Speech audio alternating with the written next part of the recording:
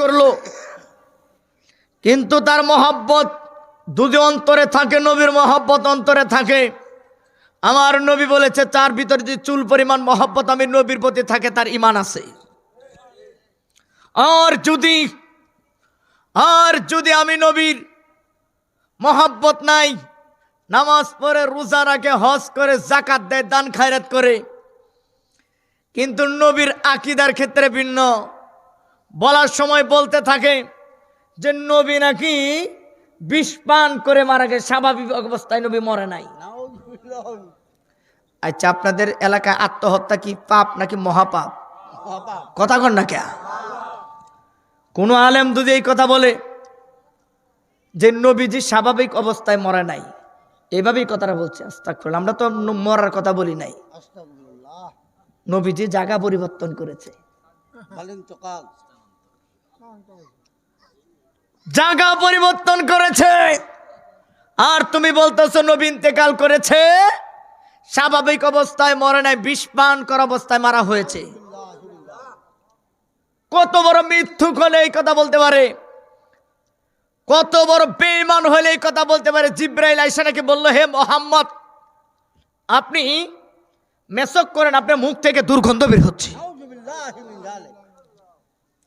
কেমন করে এই কথাগুলি বলে? আমরা তো স্বাভাবিক অবস্থায় যখন রাস্তাঘাটে ভাইজান চলাফেরা করি, একটা রাস্তা অনেক সময় আমাদেরকে অনেক মানুষ দেখলে যারা আমাদেরকে চিনে, অনেক সময় তারা ঠিক মতন হয়তো কাজকর্ম করে শরীরে ময়লা আবর্জনা থাকে, আমাদেরকে জড়ায় ধরে লাই, আমাদেরকে জড়ায় ধরে। অনেক সময় সবাই তো সব সময় মুখ পরিষ্কার রাখতে পারে না, অনেকে বিড়ি খাইলে মুখের মধ্যে সুগন্ধ হয় না দুর্গন্ধ আসে? কথা কয় না? হ্যাঁ, সুগন্ধ বলে ও আচ্ছা আচ্ছা, যাক, অক্ষণ বুঝছে কইছে, খাই মনে হয়, যাক সমস্যা নাই, খাইতেই পারে এটা। কিন্তু আমরা লজ্জায় বলতে পারি না যে আপনার মুখ থেকে বিড়ির গন্ধটা আমার কাছে বিশ্রী লাগতেছে, খারাপ লাগতেছে। আর নবী যিনি কুল কায়নাতের বাদশাহ, যিনি জিবরাইল নবীর কদম মোবারকে চুমু দিয়েছেন, জিবরাইল নবীর কদম মোবারকে চুম্বন দিলেন, আর আমার নবী ডাক দিয়ে কয়, জিবরাইল তুমি কাজটা কর নাকি? তুমি জানো তুমি কে? কয়, ইয়া রাসূলুল্লাহ, আমার পরিচয় কি আমি জানি না। কয়, তুমি তো হচ্ছে ফেরেশতাদের বাদশা। এইবার জিবরাইল চোখের পানি কেঁদে কেঁদে কয়, ইয়া রাসূলুল্লাহ, আমি ফেরেশতাদের বাদশা হইতে পারি, আপনি কুল কায়নাতের বাদশা। ও নবী, আপনাকে না বানাইলে কোনো কিছু তৈরি হইতো না, আমি জিবরাইল তৈরি হইতাম না, আপনি আমারও বাদশা। ইয়া রাসূলুল্লাহ, আমি বাদশার কদম মোবারকে চুম্বন দিয়েছি। ইয়া রাসূলুল্লাহ, আল্লাহর কুল কায়নাত আমার কাছে ডাইরেক্ট ওপেনলি আমি দেখতে পাচ্ছি।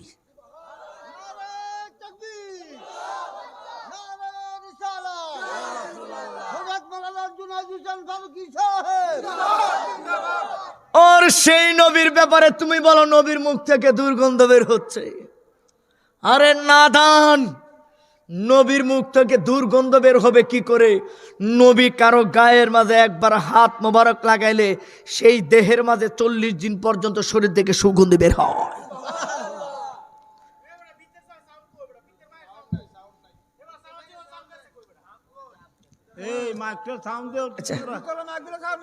আমি বলতেছি, সাউন্ডটা একটু আসলে একটু কম হচ্ছে, সাউন্ডটা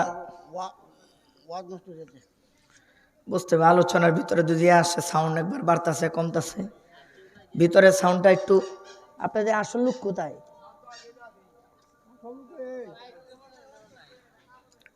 আচ্ছা, একটু মহব্বতে দরুদ শরীফ বানার সাউন্ডটা ঠিক করুক। আল্লাহুম্মা সাল্লি, সাউন্ডটা নষ্ট করে গেছে। দিকপুরের সময় সাউন্ডটা সুন্দর আছে, কি করলো এর আল্লাহ জানে।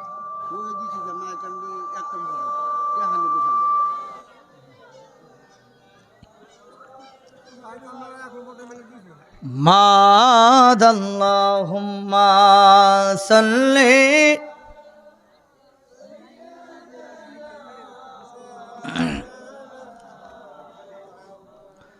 ওয়া আলা আলি সাইয়্যিদিনা, সাউন্ড আরো কমাইলিস। মাদাল্লাহুম্মা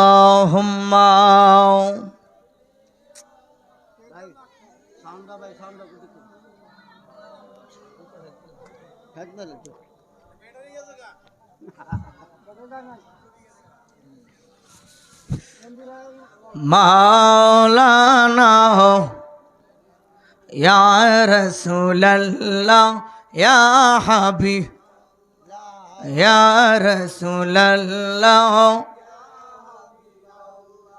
ইয়া রাসূলুল্লাহ ইয়া হাবিব ইয়া রাসূলুল্লাহ ইয়া হাবিব আমার মতের নিদান কালে থাকিয়েন নবী গো আমার শিহরে আমার মতের নিদান কালে থাকিয়েন নবী গো আমার শিহরে দেখিব আপনাকে নয়ন বরিয়া ইয়া রাসূলুল্লাহ ইয়া হাজুর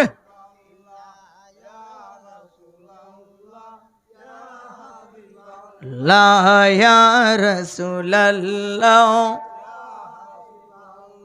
আমন করনা কি রাশিয়া সওয়াল করবে বসাইয়া আমন করনা কি রাশিয়া সওয়াল করবে বসাইয়া দিন গো দেখা পর্দায় উঠাইয়া ইয়া রাসূলুল্লাহ ইয়া হাবিব জোরে ইয়া ইয়া রাসূলুল্লাহ লা ইয়া রাসূলুল্লাহ সকলে বলে মারহাবা এটা আওয়াজ করে বলে মারহাবা সেই নবীর উম্মত আপনি আমি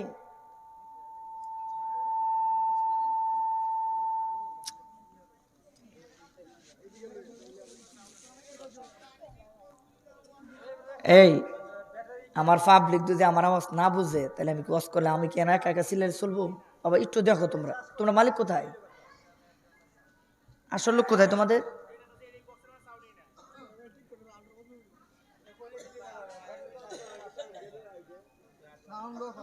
না সাউন্ড তো এতক্ষণ ভালো ছিল তাই না দেবতী হুজুরের সঙ্গে খুব সুন্দর আওয়াজ আমি তোমাদের আওয়াজ কিন্তু অনেক দূরে আওয়াজ যাচ্ছে বাইরে আওয়াজ কিন্তু অনেক সুন্দর কিন্তু ভিতরে আওয়াজ না আসলে আমার পাবলিক শ্রোতারা যদি আমার আওয়াজ খুব সুন্দর করিমগঞ্জ পর্যন্ত আওয়াজ আছে বাইরে অনেক সুন্দর আওয়াজ মাইকের মাইকগুলো ভালো কিন্তু ওনারা করতে পারতেছে না পরিচালনা করতে পারতেছে হ্যাঁ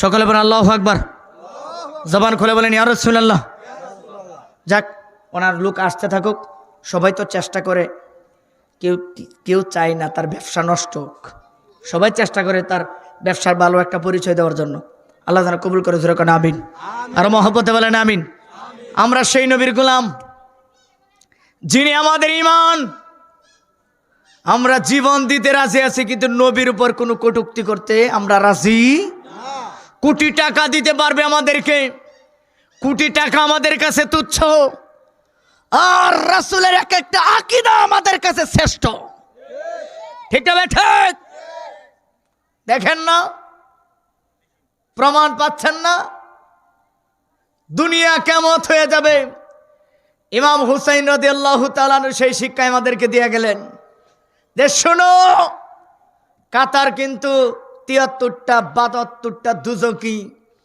একটা কাতার জান্নাতি সেটা হচ্ছে আমি হুসাইনি কাতার নামাজ পড়ো নামাজ পড়ার মতো পড়ো যেই নামাজে নবী আছে সেই নামাজ পড়ো তোমরা কথা কোনো ঠিক না বেটি এই জন্যই গভীর মনোযোগ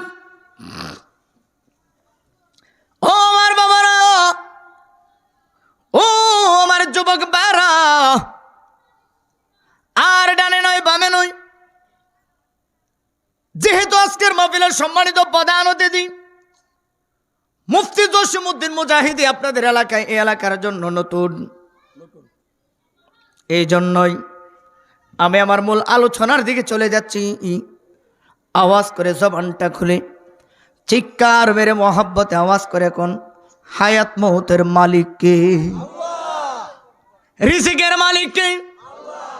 ইবাদত পাওয়ার মালিক কে? ওই আল্লাহ। আল্লাহ রাব্বুল আলামিন পবিত্র কালামুল্লাহ শরীফে বলেন, ওয়ামা খালাকাতুল জিন্না ওয়াল ইনসা